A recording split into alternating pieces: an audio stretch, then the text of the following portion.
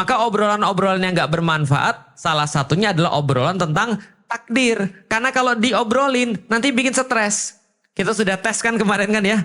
Ada seseorang meninggal. Meninggal itu ajal. Ajal itu takdir atau pilihan. Takdir. Maka ajalnya nggak usah dibahas. Jangan sampai nanti ibu tiba-tiba ditinggalin suaminya. Atau ibu tiba-tiba ditinggalin sama bapak ibunya, sama orang tua. Lantas kita mikirin, coba, andai. Ini pembicaraan dosa malah. Makanya di dalam hadis itu Rasul sampaikan, kalau sudah datang takdir Allah, beriman. Jangan bicara tentang andai. Jangan bicara tentang kalau. Kan gitu kan ya. Misalnya contoh. Ketika ada seseorang meninggal, kita bilang, andai dia sampai ke rumah sakit lebih awal. Andai dokternya datang lebih cepat. Kalau saja saya punya duit, kan gitu kan ya. Lah kalau mikirin semua ini jadinya stres. Karena kita nanti jadi tidak beriman pada takdir Allah. Lebih parah lagi, ada orang yang ngelihat mukanya nggak suka. Andai saya lahirnya dari Brad Pitt, gitu kan ya. Andai saya lahirnya Shah Rukh Khan anaknya, mungkin wajah saya nggak sejelek ini, mungkin kata dia. Atau andai saya lahir jadi orang Sunda, kan putih.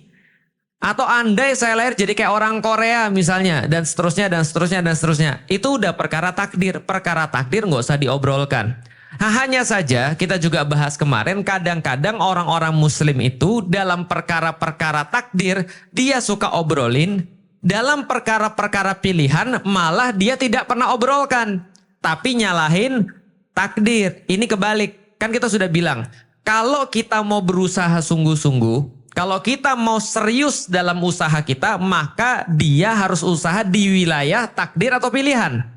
Pilihan. Maka Rasulullah walaupun dia nabi, walaupun dia sudah pasti ditolong oleh Allah, walaupun dia pasti tidak akan wafat sebelum tugasnya selesai, tapi pas perang Badar Nabi pakai zirah 2 lapis. Nabi diskusi tentang strategi perang lama sama sahabat. Nabi menyiapkan barisan para sahabat, ngasih strategi, ngasih taktik. Kenapa? Karena itu di wilayah takdir atau pilihan. Pilihan. Tapi Nabi dalam perkara-perkara takdir, Nabi mencontohkan kita beriman dalam perkara takdir. Contoh misalnya, ada yang tahu Nabi punya anak laki-laki wafat. Kapan wafatnya? Wafat kemudian gerhana. Ketika wafat kemudian terjadi gerhana, apakah kemudian Rasul menghubungkan antara wafatnya anaknya dan gerhana? Sebagaimana yang dilakukan oleh orang-orang lain? Tidak. Rasul katakan ini sudah ketentuan Allah. Kalau Allah mau ngambil, Allah ambil. Manusia tidak bisa menentukan kapan Allah mau ambil. Nabi panggil Ibnu Abbas. Ibnu Abbas sini. Ibnu Abbas waktu itu usianya sekitar 8 tahun. Lalu ketika dipanggil Nabi, Ibnu Abbas bilang, iya Nabi. Lalu Nabi mengatakan pada Ibnu Abbas, sini saya ajarin kamu tentang perkara takdir. Nabi nggak ngomong gitu sih, tapi temanya dalam perkara takdir. Apa kata Nabi? Ibnu Abbas, kalau kamu mau minta, jangan minta sama manusia. Mintanya hanya pada Allah. Karena yang menentukan semuanya adalah Allah, bukan manusia. Kalau seluruh manusia berusaha mencelakakan kamu, tapi Allah belum takdir kamu celaka, kamu nggak bakal celaka. Nah, ini perkara takdir nih. Tapi kalau Allah pengen kamu dapat kebaikan dan kenikmatan, walaupun seluruh manusia berusaha menghalangi itu semua, kamu tetap akan dapat. Karena yang ngasih adalah Allah. Itu penjelasan daripada Rasulullah tentang perkara takdir, tentang kemahakuasaan Allah. Apakah Ibnu Abbas setelah dengar itu lantas dia nggak belajar? Tetap belajar. Apakah dia nggak cari nafkah? Tetap cari nafkah. Maka beda antara pilihan sama perkara takdir. Kalau kita lagi memang dalam perkara-perkara pilihan, maka kita harus maksimal. Tapi kalau dalam perkara takdir, jangan mikir. Karena mikir itu di perkara pilihan. Jangan kebolak-balik. Takdir dipikirin, perkara pilihan tidak dipikirin. Urusan takdir ribut, dalam perkara-perkara pilihan malah nggak ribut. Contoh, hidung pesek itu takdir atau pilihan? Takdir atau pilihan? Berarti dipikirin atau diimani. Tapi ada orang yang kebalik. Hidung pesek itu adalah takdir. Harusnya diimani, alhamdulillah ya Allah, ini ciptaan yang terbaik. Kan gitu kan ya. Malah dipikirin gimana caranya agak mancung dikit. Gitu kan ya. Gimana caranya biar mirip kayak orang-orang Arab gitu ya. Yang hidungnya lebih panjang daripada mulutnya gitu kan ya. Lah kalau kita kan kadang-kadang mulut kita lebih panjang daripada hidung kita. Lah gimana caranya agar hidungnya ini lebih panjang, lebih bagus? Kayaknya ada tulangnya di sini bagus. Pergi dia ke operasi plastik. Harusnya diimani, malah mikir lalu pergi operasi plastik. Dosa atau pahala? Dosa. Harusnya nggak usah dipikirin malah pahala.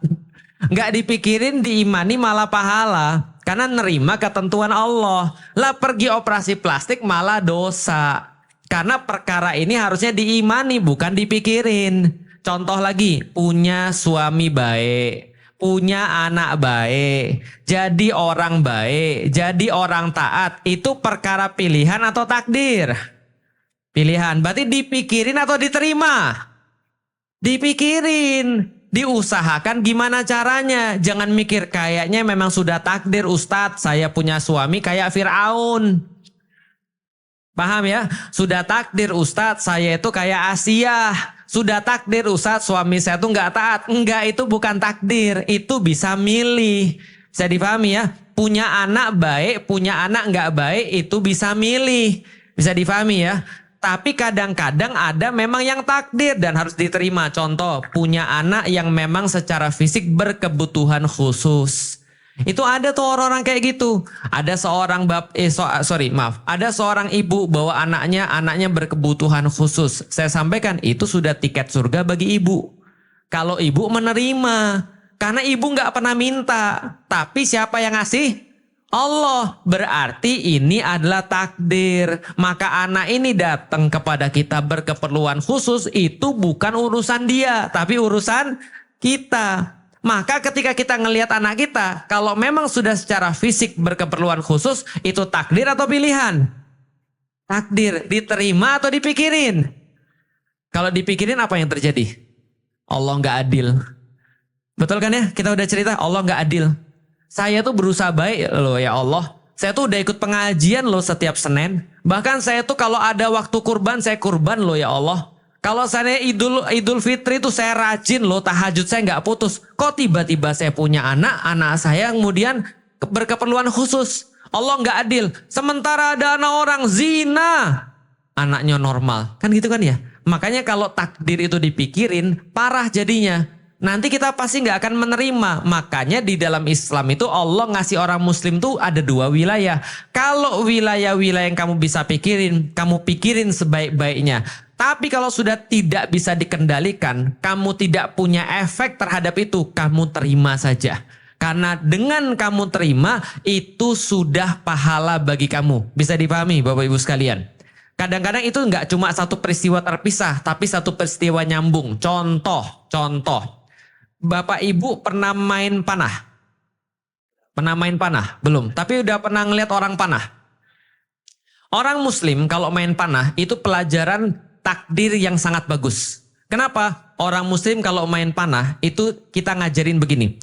Namanya memanah, dari narik anak panah sampai ke ujung, sampai lepas. Itu usaha kita. Itu adalah usaha kita. Begitu anak panahnya sudah kita lepas, maka kemanapun anak panah itu mendarat, itu takdir. Jelas sampai di sini? Jelas ya? Berarti yang kita pikirin apa? Milih busurnya, milih anak panahnya, teknik nariknya, teknik lepasnya, teknik manahnya. Itu yang kita pelajari sampai benar-benar. Imam Syafi'i tahu ya, ahli fikih, itu ahli panah juga. Beliau itu kalau nembak anak panah, 10 anak panah, yang lolos cuma 1. Itu pun dia sengaja. Supaya orang-orang lain nggak, wah terpesona, wah ternyata tepat semua. Enggak. Beliau itu sengaja 1 dilepaskan. Beliau latihannya setiap subuh, 1 hari kira-kira ada yang mengatakan 150 anak panah ditembakkan. Berarti ketika dia narik, dia latihan. Di situ titik latihan, di situ titik usaha. Begitu sudah lepas, itu maka kalau kena tepat, itu karena kita Karena Allah. Maka kalau orang muslim manah kena tepat, alhamdulillah. Alhamdulillah, itu semua dari Allah, bukan saya. Saya mah cuma narik dan lepas aja. Kenanya itu adalah alhamdulillah, itu karena Allah. Kalau nggak kena, alhamdulillah juga. Bukan urusan saya juga. Karena urusan saya cuma sampai lepas aja. Kalau nggak dapat, nggak kena, alhamdulillah. Nggak ada yang jelek bagi orang muslim. Kena itu adalah Allah, dia nggak jumawa, dia nggak merasa sombong, dia nggak merasa arogan. Nggak kena, dia juga nggak kecewa. Karena pahalanya sudah sampai lepas doang. Paham sampai di sini Bapak Ibu sekalian? Artinya apa? Itu pemahaman takdir. Kalau orang barat beda. Orang barat narik anak panah sampai lepas, sampai nyampe, itu usaha dia. Ini bedanya orang yang nggak paham takdir nih. Saya itu narik, kalau saya nggak tepat, pasti salah saya. Saya harus caranya gimana biar tepat. Pokoknya biar tepat gimana. Maka begitu nggak tepat, sudah usaha keras, dia nyalain diri dia sendiri. Dia stres. Penyakit zaman sekarang ibu-ibu sekalian lebih banyak penyakit fisik atau non fisik? Penyakit badan atau penyakit pikiran? Itu. Kenapa? Karena orang barat terlalu bergantung pada dirinya sendiri. Kalau berhasil, aku tunjuk diri. Ini karena aku. Karena aku kita bisa kaya. Karena aku kita bisa punya rumah. Karena aku kita bisa langgeng pernikahan kita. Karena aku anak-anak kita jadi. Dia akan tepuk dada, tunjuk diri. Tapi begitu dia nggak dapat, apa yang terjadi? Stres. Itu orang yang nggak punya Tuhan. Itu orang yang nggak paham tentang perkara takdir. Itulah kenapa perkara takdir itu penting banget. Kalau orang salah paham tentang perkara takdir, dia pasti stres. Tapi kalau ada orang paham perkara takdir, dia anti stres. Tapi jangan jadi orang malas juga. Ini kan saya ulangi berkali-kali ya. Orang barat percaya Tuhan atau tidak? Tidak. Semuanya karena siapa? Aku. Sementara ada sebaliknya, orang yang pemahaman takdirnya juga salah. Semuanya karena Allah. Semuanya karena Allah. Kenapa dia nggak sholat ya? Nggak apa-apa. Itu Allah belum bukakan bagi dia. Oh gitu. Itu kenapa anaknya nggak sholat ya? Nggak apa-apa. Mungkin Allah belum kasih hidayah. Betul gitu? Itu kenapa ya suaminya judi ya? Nggak apa-apa. Sudah takdir. Itu kenapa suaminya selingkuh? Sudah tertulis di Lauhul Mahfud. Ujung-ujungnya dia jadi males. Ujungnya dia cuma doa doang. Ujung-ujungnya dia cuma tawakal doang. Tapi nggak ada usaha. Ingat kita sudah bahas kemarin. Sebuah doa tanpa usaha itu males. Orang doa tanpa usaha itu bohong. Tapi kalau orang usaha tanpa doa, sombong. Mau jadi yang mana? Maka semakin tinggi doa, harusnya semakin tinggi usaha. Itu baru benar. Baru pemahaman tentang takdirnya bagus. Bisa dipahami ya? Ada orang, ibu saya mau jadi juara 1 se-Bogor Raya. Oh bagus. Nak, kenapa nggak belajar? Ya kalau memang Allah sudah takdirin saya juara se-Bogor Raya, ya saya juara juga. Ibu nggak ngerti kata Ustadz Felixio kemarin, Ibnu Abbas dipanggil, gitu kan ya. Ibnu Abbas, kalau nanti kamu bisa, kalau kamu minta jangan pada manusia, pada Allah. Kalau kamu nanti mau dikasih oleh Allah, Allah kasih walaupun manusia nggak kasih. Kalau andaikan Allah belum mau kasih, Allah nggak kasih walaupun manusia mau ngasih. Artinya juara se-Bogor Raya itu takdir sudah. Paham? Ini betul atau salah? Salah. Maka pemahaman kita itu antara usaha sama tawakal itu harus setara. Itu baru orang paham tentang takdir. Bahwasanya usaha keras itu adalah apa yang Allah perintahkan buat manusia. Dan penerimaan terhadap keputusan Allah itu adalah namanya Paham sampai di sini? Nanti ada banyak kasus tuh dalam kehidupan. Hati-hati, kita tuh senantiasa akan dites kasus-kasus. Contoh misalnya, anak kita tiba-tiba dia bandel. Tiba-tiba anak kita maksiat, dia nggak mau sholat. Pertama kali yang harus ibu dan bapak pikirin apa? Pertama kali yang harus kita pikirin adalah satu, saya salah apa?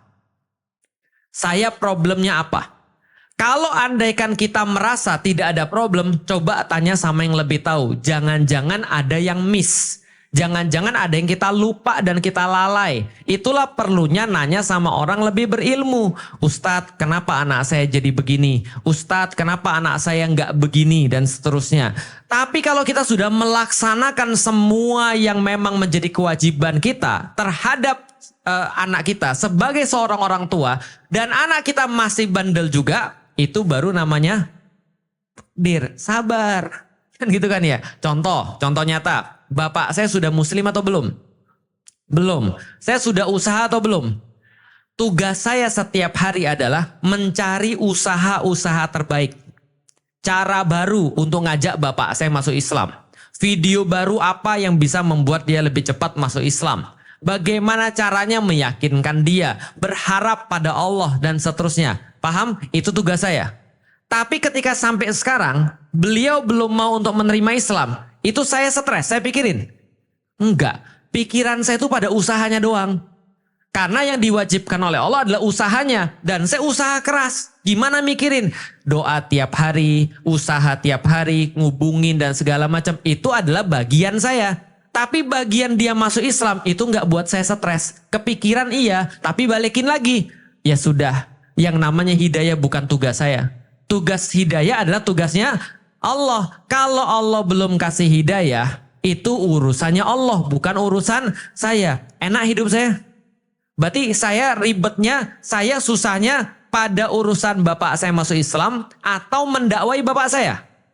Mendakwahi bapak saya. Jelas sampai di sini? Itu yang harus kita berbenah terus. Narik panah sampai lepas, itu urusan kita. Setelah dilepaskan, itu urusan takdir Allah. Andai kena, alhamdulillah. Tidak kena pun kita sudah dapat pahala. Karena pahalanya bukan kena atau enggak kena, tapi pada narik panahnya. Paham sampai di sini?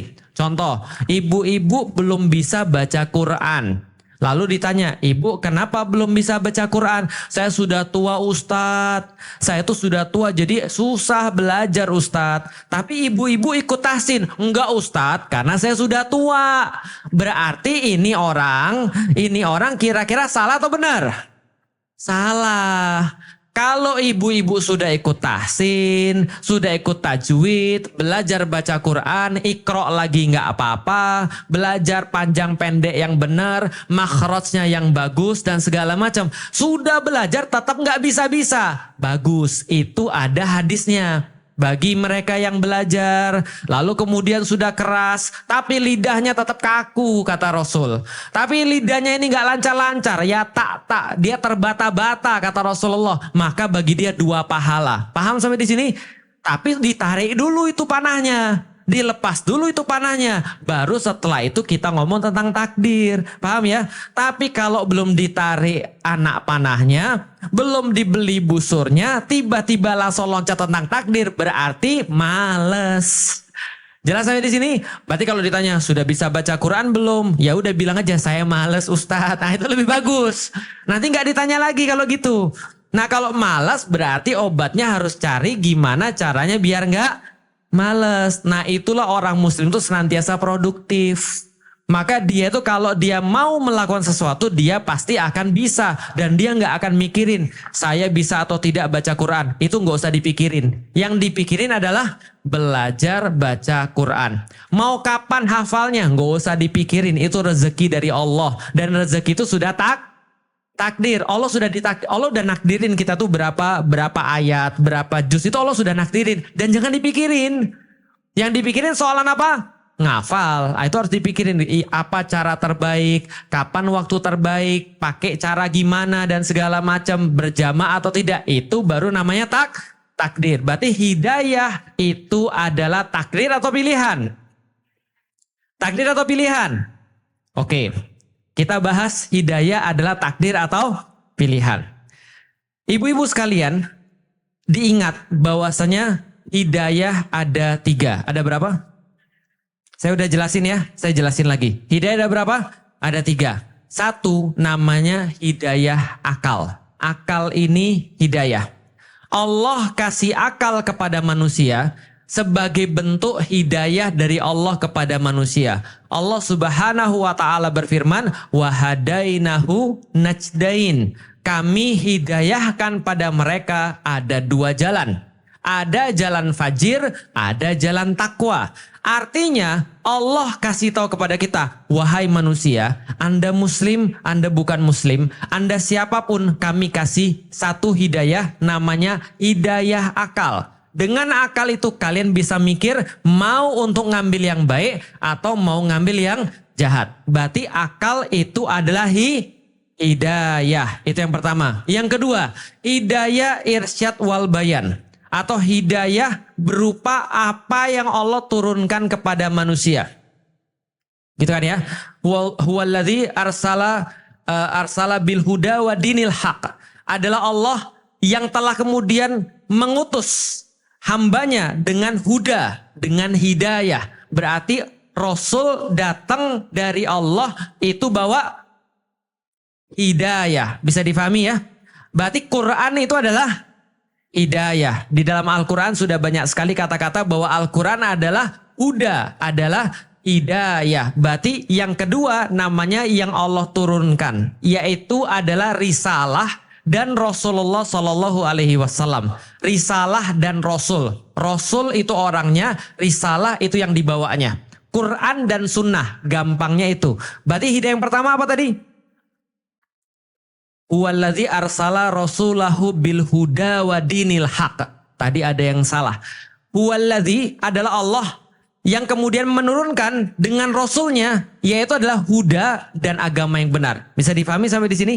Berarti yang kedua adalah yang namanya apa? Al-Quran dan Sunnah. Yang ketiga namanya hidayatut taufiq, yaitu adalah hidayah taufik. Hidayah taufik itu apa? Yang kita minta setiap hari minimal 17 kali di dalam sholat kita. Ihdinas siratal mustaqim. Berarti ihdinas asal katanya apa? Hidayah. Oke, hidayah ada berapa? Pertama. Yang kedua, irsyad wal bayan atau Al-Quran dan Sunnah. Yang ketiga, taufik. Oke, coba lihat hubungan antara ketiga ini. Hubungan antara ketiga ini. Contoh, Felix Xiao pas masih di Palembang belum muslim. Dia punya akal? Sudah dapat hidayah berarti? Sudah dapat hidayah? Hidayah akal. Bagus. Perhatikan, hidayah akal. Tapi yang dia belum tahu hidayah apa? Hidayah irsyad wal bayan, Al-Quran dan As-Sunnah. Itu belum ada yang ngasih tahu saya. Akal saya melihat muslim malas.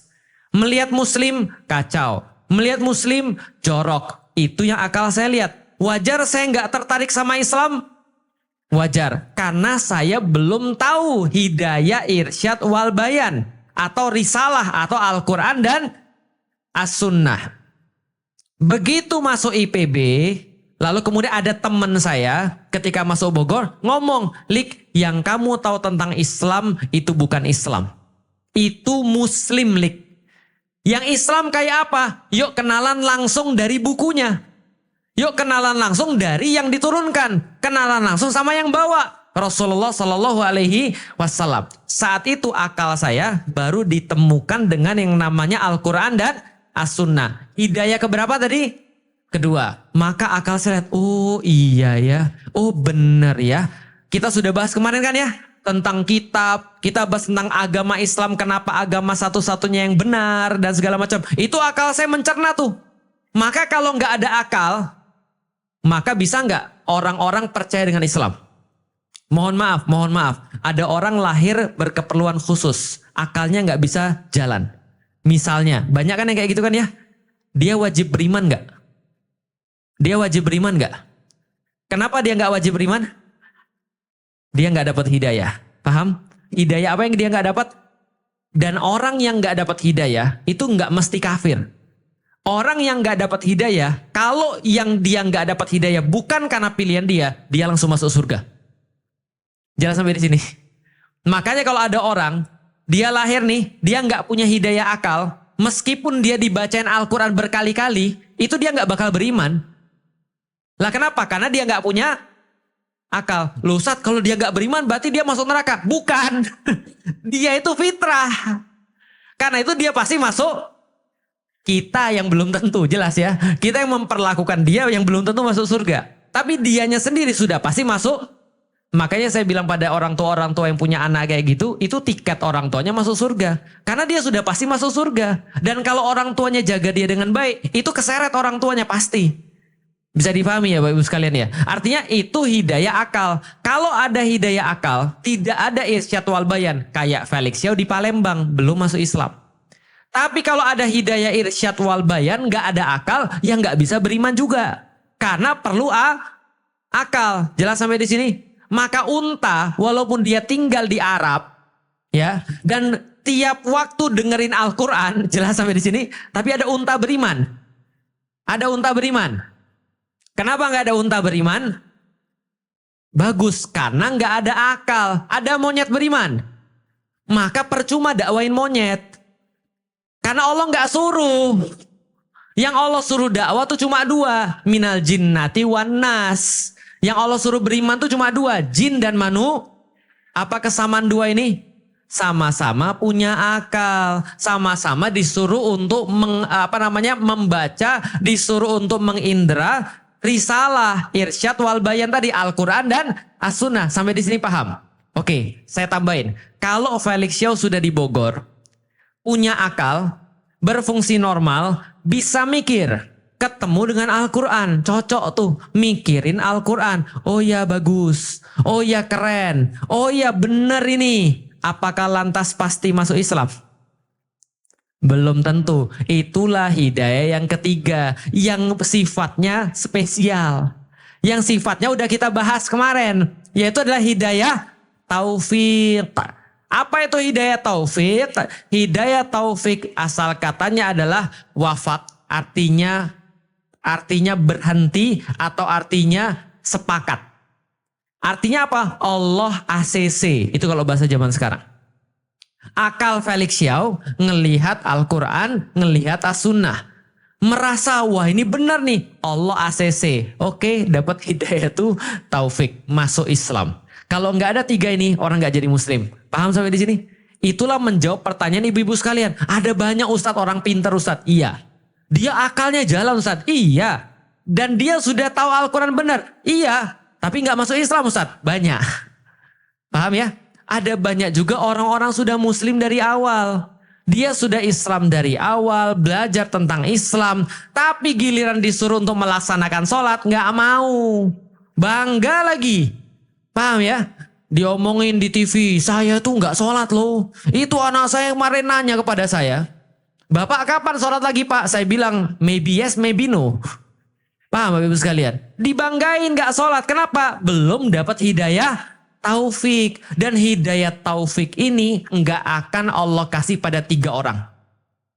Di dalam Al-Quran, Allah tidak bakal kasih hidayah taufik kepada tiga orang. Siapa? Pertama, wallahu la yahdil qaumal fasiqin. Allah tidak akan kasih hidayah pada orang-orang yang fasik. Yang kedua, wallahu la yahdil qaumaz zalimin. Allah tidak akan kasih hidayah pada orang-orang yang zalim. Yang ketiga, wallahu la yahdil qaumal kafirin. Allah tidak akan kasih hidayah pada orang-orang yang kafir. Ustadz mau nanya Ustadz, kalau gitu orang kafir nggak bisa dapat hidayah Ustadz? Nggak bisa. Ustadz dapat hidayah. Oke, saya kasih tahu. Coba perhatiin, wallahu la yahdil qaumal kafirin zalimin fasikin. Sama ini ayatnya di dalam surat Al-Maidah. Semua ayatnya ada dalam surat Al-Maidah. Kata-katanya begini, Allah tidak kasih hidayah pada orang yang lagi kafir, orang yang lagi zalim, orang yang lagi fasik. Berarti dia nggak dapat hidayah baru jadi fasik, zalim, kafir. Atau dia zolim, kafir, fasik dulu, baru nggak dapat hidayah. Yang satu, yang kedua. Yang pertama atau yang kedua? Yang pertama, angkat tangan. Oh, kurang pertanyaan, bingung. Oke. Orang kafir dulu, zolim dulu, fasik dulu, baru Allah nggak kasih hidayah. Atau Allah nggak kasih hidayah dulu, baru jadi zolim, fasik, dan kafir. Satu atau dua? Bagus. Paham sampai di sini? Berarti kalau dia berhenti dari kekafirannya, dia berhenti dari kezolimannya, dia berhenti daripada kefasikannya, bisa jadi dia dapat hidayah. Tapi kalau dia tetap kafir, dia tetap zolim, dia tetap fasik, Allah nggak bakal kasih hidayah. Ibaratnya apa? Jendela, ibu. Kalau jendelanya ditutup, mau seterang apapun, gelap lah. Tapi kalau jendelanya dibuka, ada chance dapat cahaya. Paham sampai di sini? Coba lihat. Kalau gitu kita lihat. Kafir itu apa sih? Kafir adalah tindakan menutup diri. Asal katanya kafaro. Kafaro artinya menutup. Bahasa Inggrisnya cover. To cover something. Untuk menutup sesuatu. Cover sama kayak bahasa Arab. Kafir.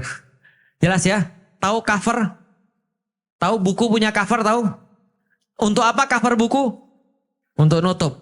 Kalau andaikan Anda tetap kafir, nutup diri Anda, Allah nggak bakal kasih hidayah. Lah gimana Anda nutup diri Anda kok? Tahu nggak orang yang menutup diri itu kayak apa?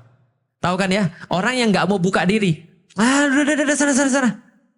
Kafir, itu maksudnya begitu. Orang yang nutup diri. Yang kedua, orang zolim. Zolim itu adalah orang yang jauh daripada keadilan. Adil itu apa? Menempatkan sesuatu pada posisinya. Itu adil. Contoh, peci itu tempatnya di mana? Kepala. Kalau sendal tempatnya di mana? Kalau sendal taruh kepala, itu zolim. Jelas sampai di sini. Peci taruh kaki, itu zolim. Jelas ya? Dalam kehidupan sehari-hari, zolim adalah segala sesuatu yang tidak pada posisinya. Itu zolim. Maka kalau ada orang terbiasa nipu orang, berzina, maksiat terang-terangan, itu Allah akan halangi dia daripada hidayah. Jelas sampai di sini? Berhenti dulu dari perbuatan-perbuatan gitu. Nanti Allah kasih hidayah. Yang ketiga, orang yang fasik. Fasik itu apa? Di dalam Al-Quran, orang yang fasik adalah orang yang tidak mau mengambil ibroh daripada satu hal. Dia ngelihat apa? Ngelihat semut, ngelihat nyamuk, biasa aja. Kalau orang-orang yang beriman, dia ngelihat, wah nyamuk. Sampai sekarang nggak ada loh yang bisa buat nyamuk. Ibu-ibu tahu nyamuk itu kalau lewat depan kuping nggak enak. Gitu kan, bunyinya apa? Nguing tapi nggak enak, paham ya? Kenapa dia bunyi nguing? Tahu Bapak Ibu sekalian? Ibu-ibu sekalian tahu? Karena nyamuk itu mengepakkan sayapnya kurang lebih berapa ribu dalam 1 detik gitu. Coba nanti cari aja di Google. Berapa ribu kali dalam 1 detik. Atau berapa ratus kali dalam 1 detik. Ribuan kayaknya. Pertanyaannya, ibu-ibu tahu. Mesin mobil, kalau nggak dikasih pistonnya, nggak dikasih oli. Kira-kira apa yang terjadi? Apa yang terjadi Pak? Hancur. Kenapa? Bergeraknya cepat, nggak ada pelumasnya. Nah, itu sayapnya nyamuk itu bergeraknya ribuan kali dalam 1 detik. Dan nggak pernah kebakar. Bisa dipahami ibu sekalian. Dan sampai sekarang nggak ada yang bisa niru itu nyamuk. Maka dia wah Allah tuh luar biasa. Itu baru nyamuk loh. Padahal Allah bilang apa? Allah nggak malu untuk menceritakan kepada kalian. Ada baudotan. Ada kemudian di antara nyamuk itu ada baudohnya. Orang bilang telur. Sebenarnya bukan telur.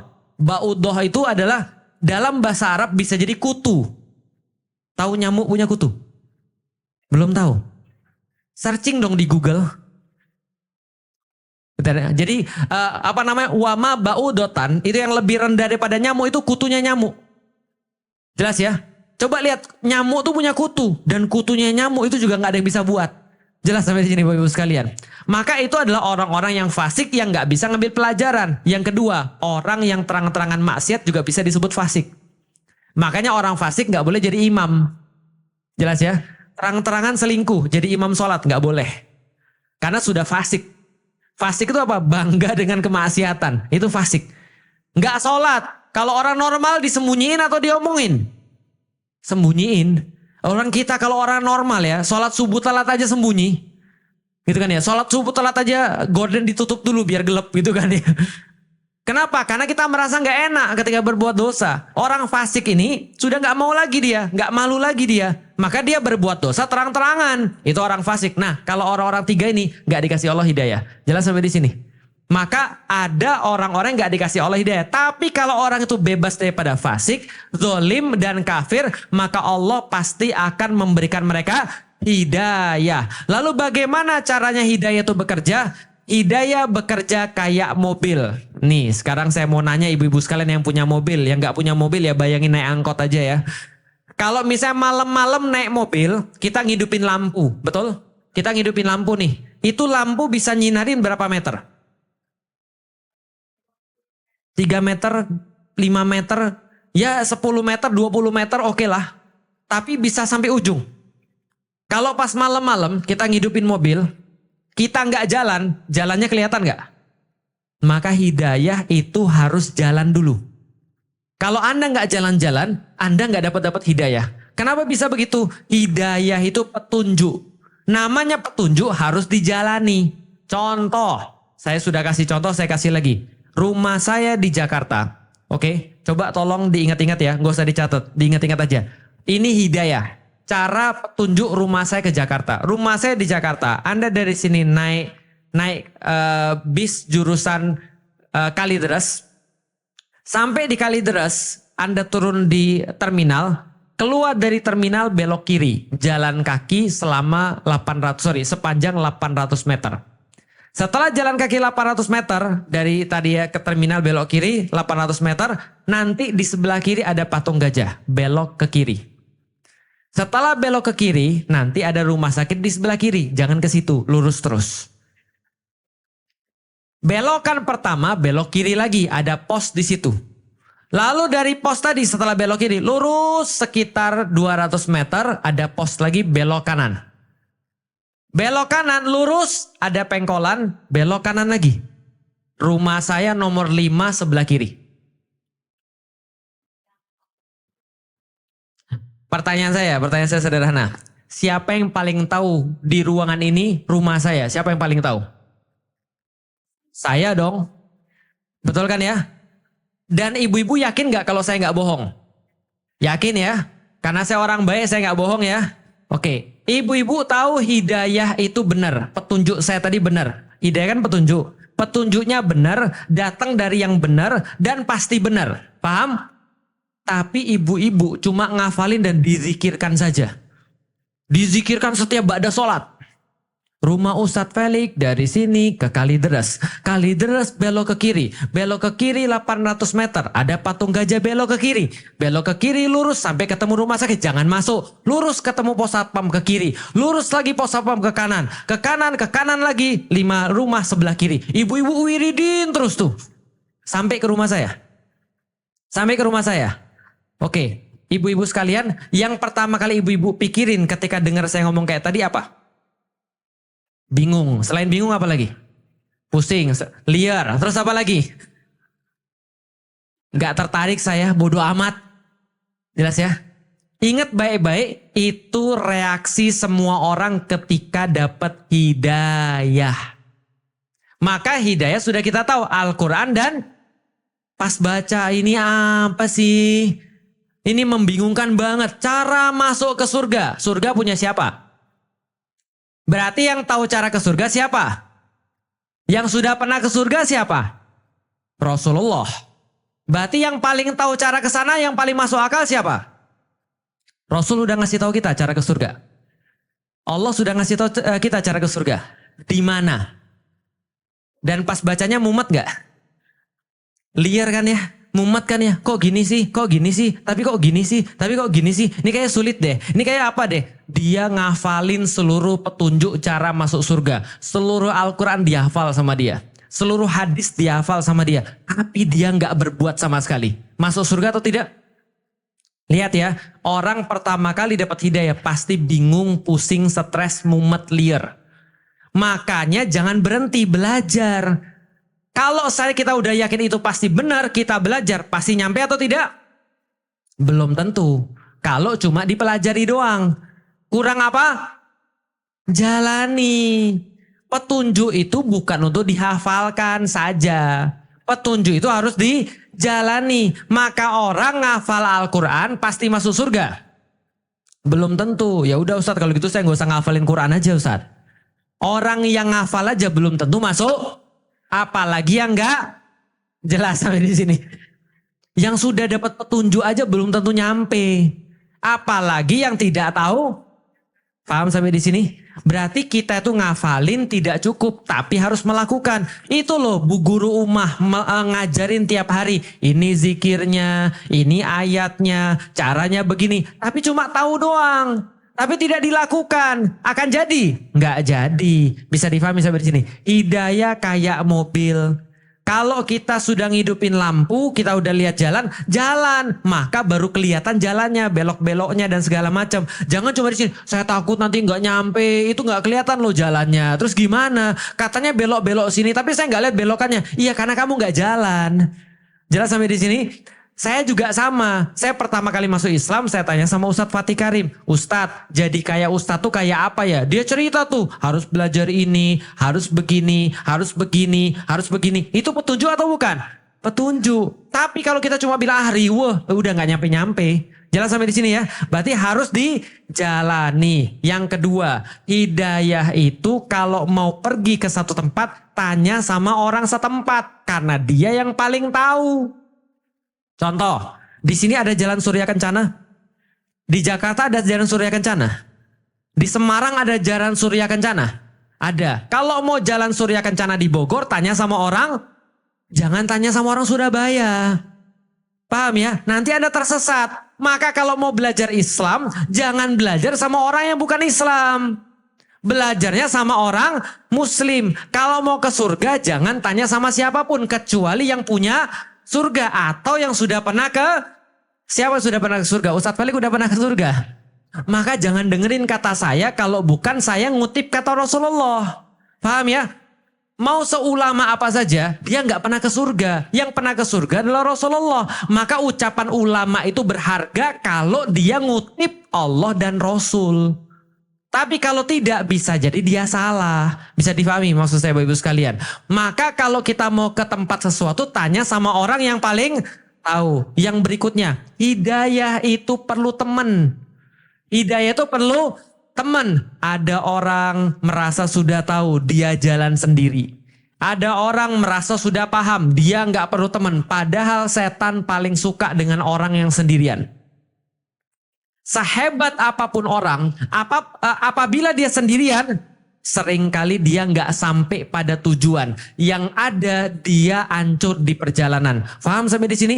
Maka hidayah itu harus bareng-bareng. Hidayah itu harus jalan dulu. Hidayah itu tanya sama orang yang lokal. Kalau mau tahu rumah saya di Jakarta, tanya sama orang Jakarta. Tanya Pos Satpam, saya bingung nih, saya sudah dapat hidayahnya sih, sudah dapat petunjuk. Tapi Bapak tahu nggak di mana rumahnya Ustadz Felix? Tiba-tiba dibilang, oh gampang sini saya antarin ibu. Kalau orang sudah jalan, Allah akan mudahin. Kelihatannya sulit. Tapi kalau kita sudah jalan, Allah bakal mudahin kita. Allah akan kirim orang-orang untuk bimbing kita. Itulah namanya kita katakan ihdinas siratal. Ihdinas adalah apa? Bimbingan. Ihdinas apa? Orang nganterin. Itu ihdinas siratal mustaqim. Maka hidayah ada 3. Pertama, hidayah akal. Maka jaga akal baik-baik. Jangan dirusak akal. Gimana cara orang merusak akal? Khomer, itu ngerusak akal. Pornografi, itu ngerusak akal. Apalagi? Selain itu, HP, hati-hati. Maksiat juga. HP, hati-hati. Khususnya pada anak-anak. Jangan biasakan anak-anak main HP. Serius, itu ngerusak otak. Kok bisa ngerusak otak gimana? Sini saya kasih tahu. Umpamanya ya, orang ketika dia ngeliat HP, yang dilihat apa? Informasi, betul? Ibu-ibu sadar nggak sih, zaman dulu kita nggak ngeliat informasi separah sekarang? Kalau kita pergi ke restoran, lagi ngantri, ibu-ibu ngapain? Bengong, betul kan ya? Tapi bengong itu ternyata bagus. Setelah diteliti zaman sekarang, serius. Ternyata setelah diteliti, manusia zaman sekarang kurang bengong. Kok bisa gitu Ustadz? Karena bengong itu kenapa bagus? Karena bengong itu mikirin sesuatu yang sudah kita dapat. Ini kayaknya kemarin saya lagi gini, benar nggak ya perbuatan saya itu ya? Apa perbuatan saya itu salah ya? Saya tuh perlu nggak sih untuk berbuat begitu? Atau saya perlu nggak sih barang ini? Dan itu bengong itu kita lagi mikir sebenarnya. Paham ya? Tapi zaman sekarang ada nggak orang bengong? Nggak ada. Dia di kafe ngeliat ini. Sampai ngantri ngeliat juga. Turun pesawat yang pertama kali dibuka adalah ini. Nungguin bagasi ini juga. Segala macam. Paham maksudnya? Artinya apa? Ibarat orang dia lagi makan terus tapi nggak pernah mencerna makanannya. Jelas sampai di sini? Itu yang terjadi kalau Anda ngasih anak Anda HP. Dia makan terus tuh. Makan terus tuh. Dan di sininya nggak dicerna. Jadinya gimana? Jadinya mati. Makanya itu kalau mau penjelasan lebih lanjut lagi ada namanya efek dopamin. Jadi ada efek dopamin. Efek dopamin tuh kayak gini. Ibu-ibu dulu pernah nggak pas lagi sekolah kita mau jadi juara 1, berusaha keras, benar-benar luar biasa, tapi dapatnya juara 3, bangga nggak? Merasa senang dong, bangga sudah dapat sesuatu, gitu kan ya? Hasil kerja keras luar biasa. Itu namanya dopamin. Dopamin itu adalah hormon yang muncul ketika kita merasa sukses. Paham sampai di sini? Sekarang setiap postingan di Instagram itu dirancang punya efek dopamin. Makanya orang nggak berhenti-berhenti tuh. Paham ya? Sering lihat anak kita begini? Nggak berhenti-berhenti. Itu memang dirancang punya efek dopamin tinggi. Jadi ketika orang nge-scroll tuh dopamin, ngedrak. Kayak orang lagi ngobat. Kayak orang lagi narkobaan. Apa efeknya? Begitu dia dipisahkan dari HP-nya, nggak boleh, resah. Paham? Udah kayak orang kecanduan. Ibu-ibu dan bapak-bapak udah kayak gitu belum kira-kira? Udah gitu kan ya? Kayaknya harus ada yang dipegang gitu ya. Kayaknya harus dicek terus padahal nggak ada yang WhatsApp. Paham ya? Bayangin, itu Anda yang sudah ngerti. Itu Anda yang sudah otaknya sudah berkembang. Bayangin kalau anak-anak. Rusaknya kayak apa? Hati-hati dengan tontonan, hati-hati dengan HP. Ini nggak main-main, serius. Maka anak-anak jangan biasakan main HP. Itu ngerusak otak. Maka hidayah yang pertama caranya gimana? Jaga otak kita. Ustadz, kalau gitu saya sudah tahu cara merusak otak. Sekarang gimana caranya supaya otak kita lebih bagus? Baca. Makanya orang baca Quran minimal dia itu jauh daripada penyakit demensia. Tahu demensia? Pelupa, betul. Demensia tuh sel-sel badan bunuh diri. Khususnya sel-sel otak bunuh diri. Jelas ya? Kalau orang membaca apapun, apalagi baca Quran. Minimal merhatiin tajwidnya. Nun ketemu tak, bacanya apa ya? Nun ketemu waw, gimana ya? Kalau nun ketemu alif, kayaknya ada huruf yang lain yang juga sama-sama dijelaskan dan seterusnya. Itu kita mikir. Kalau kita mikir, akal jalan terus. Maka akal bisa diperbaiki dengan beraktivitas. Mikir. Jangan ketika lagi stres, nggak apa-apa, bagus itu. Stres mikirin anak, bagus. Terusin. Nggak apa-apa, serius. Ibu-ibu tahu stres itu apa? Stres itu adalah kayak kita lagi ngelebarin akal. Akal kita itu ada sekitar berapa ya kalau saya nggak salah? 100 triliun sel saraf. 100 triliun sel saraf. Dan kalau kita lagi stres, itu sel saraf lagi nyambung. Makanya nggak enak. Tapi jangan terlalu stres ya. Nanti putus semua. Jadi kalau dia lagi nyambung tuh nggak enak. Itu pengalaman baru, itu stres. Jadi kalau stres dalam tingkatan normal itu bagus. Jadi jangan berhenti. Anak zaman sekarang nggak mau stres. Maunya nggak mikir. Jadinya apa? Jadinya dia nggak mengembangkan apapun. Gitu kan ya. Pergi ke sana, pergi ke warung. Nggak saya stres.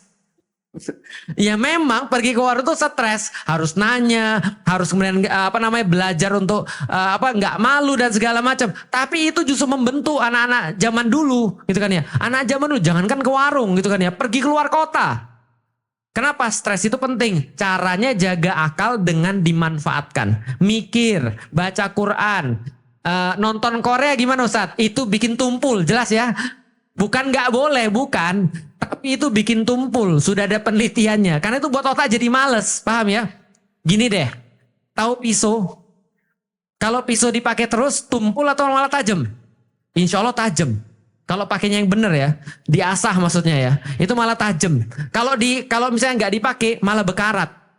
Kalau kata orang sana, orang barat, use it or lose it. Itu dalam bahasa Inggris. Bahasa Indonesia kalau kamu nggak gunakan, kamu kehilangan. Paham maksudnya? Berarti akal caranya untuk dijaga adalah dengan digunakan. Mikir. Makanya Allah minta kita mikir di dalam Al-Quran ratusan kali. Supaya akal kita tetap terjaga. Dan jangan dekat-dekat khomer. Jangan dekat-dekat barang-barang bercandu. Tadi maksiat juga. Lalu apa? HP. Paham ya? Oke. Lalu bagaimana yang kedua? Yang kedua, irsyad wal bayan. Bagaimana cara tahu irsyad wal bayan? Datang ke kajian. Karena nggak ada yang tahu tentang irsyad wal bayan kecuali Allah dan Rasul. Allah Rasul ngasih ke siapa? Rasul ngasih ke sahabat.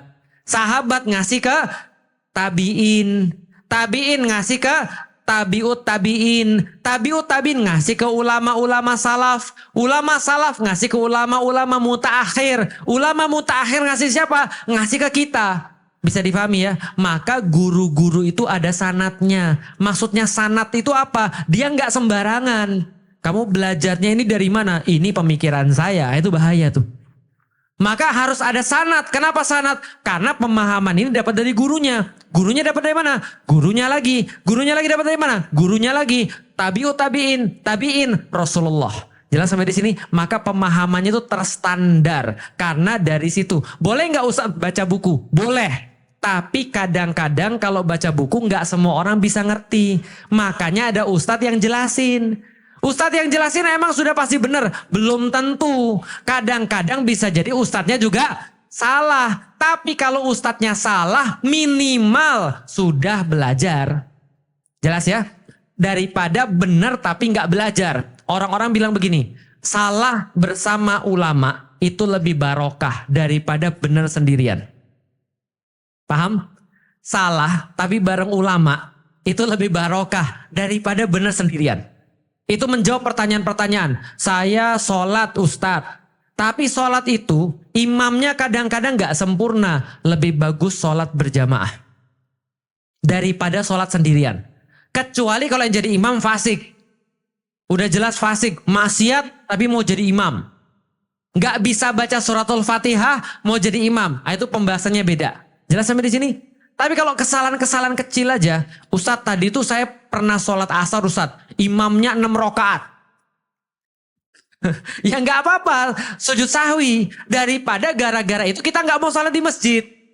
Paham sampai di sini ya? Karena barang-barang itu penting. Makanya ada syafaat yang Allah berikan ketika barang-barang yang tadi saya ceritain. Orang-orang yang sama-sama mencintai karena Allah, berada dalam satu majelis, itu bisa saling memberikan syafaat. Itu yang kedua, hidayah irsyad wal bayan. Al-Quran dan Al-Hadis. Cari ulama. Karena ilmunya ada pada ulama. Yang ketiga, yaitu adalah hidayah tuh taufik. Carinya kapan? Carinya pas malam-malam. Carinya pas sholat. Carinya pas sujud. Carinya pas puasa. Carinya pas musim haji. Carinya dengan amal-amal soleh. Itu kayak kita lagi menggoda atau kita lagi membujuk seorang kekasih. Bisa dipahami ya? Dan kadang-kadang kekasih itu mau, kadang-kadang enggak, tergantung moodnya dia. Bisa dipahami teman sekalian. Maka Allah pun sama. Allah itu ngasih hidayah taufik kepada hamba-hambanya. Terserah Allah. Tapi kita berusaha minta dengan cara yang baik. Kapan? Malam-malam sholat tahajud. Mbok ya kalau punya permintaan yang lebih banyak, mbok ya bangun malam. Kalau punya permintaan lebih banyak, mbok ya puasa. Mbok ya kalau punya segala satu hajat yang lebih besar, mbok ya sedekah. Kalau seandainya kita punya permintaan yang banyak, besar, dan kemudian luas, tapi amal-amalnya nggak mau ditambah, itu sama kayak bujuk seorang kekasih, tapi kita malah minta. Paham ya? Saya tuh mau gak kamu nikah sama saya? Kalau kamu nikah sama saya tuh mau banget nikah sama kamu. Tapi kamu kalau mau nikah sama saya, beliin aku mobil dong. Loh, siapa yang peduli? Siapa yang perlu? Paham Bapak Ibu sekalian? Lah kita tuh yang perlu, kita berbuat dengan cara-cara yang terbaik. Itu hidayah, itu taufik. Mendoakan orang hidayah itu taufik boleh nggak? Boleh, bahkan harus. Ya Allah, tunjuki, berikan hidayah kepada umatnya Nabi Muhammad agar mereka bisa bersatu, agar mereka bisa saling tertaut hati-hati di antara mereka. Ya Allah, kasih hidayah bagi orang-orang yang belum muslim. Boleh, nggak ada masalah. Nabi Ibrahim mencontohkan itu. Nabi Muhammad mencontohkan itu untuk supaya Allah kasih hidayah pada orang-orang yang belum mukmin. Itu perkara takdir atau pilihan. Berarti hidayah perkara takdir atau pilihan? Takdir atau pilihan? Punya akal itu takdir daripada Allah, sudah kita ceritain. Turunnya Al-Quran dan As-Sunnah itu sudah takdir daripada Allah. Tapi menggunakan akal untuk belajar tentang agama itu pilihan atau takdir? Bagus. Ibu-ibu sekarang sudah paham ya tentang takdir dan pilihan. Nah, insya Allah hidup kita bisa lebih ringan kalau kayak gitu. Kita nggak senantiasa mau nyalain takdir. Dan kita juga nggak jadi orang-orang yang malas. Kita berusaha keras sekeras-kerasnya dan sedetail-detailnya, serumit-rumitnya, semaksimal mungkin dalam perkara yang kita bisa kuasai. Tapi dalam perkara yang kita nggak bisa kuasai, bismillah, ini yang terbaik daripada Allah. Dan ingat kata saya yang kemarin, salah satu tanda Allah ridho pada hambanya adalah kita ridho dengan ketentuan Allah. Maka kalau hamba ridho dengan ketentuan Allah yang memang benar-benar takdir ya, berarti itulah tanda Allah ridho dengan dia.